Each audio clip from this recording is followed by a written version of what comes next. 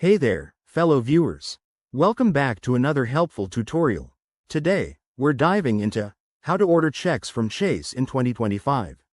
Whether you're a longtime Chase customer or just switching banks, ordering checks has never been easier with their updated online system. This process is straightforward and can save you a trip to the bank. So, grab your device and let's get started.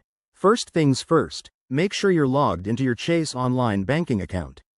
If you don't have one, download the Chase app or head to their website and set it up. It's quick and secure.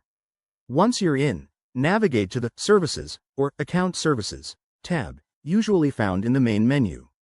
Look for the option that says Order Checks or something similar. Chase might have tweaked the interface by 2025, but it should be intuitive. Next, select the type of checks you need. Chase offers various styles, like personal or business checks, and you can choose quantities ranging from 100 to 500 or more.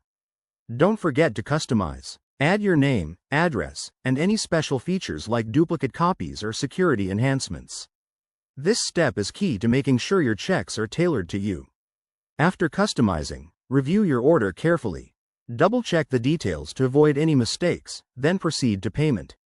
Chase typically charges a small fee, but keep an eye out for promotions. They might offer free checks for new accounts in 2025. Once you confirm, your order will be processed, and you'll get a confirmation email with estimated delivery times, which is usually 7 to 10 business days. A few quick tips. Ensure your account is in good standing to avoid any holds on your order.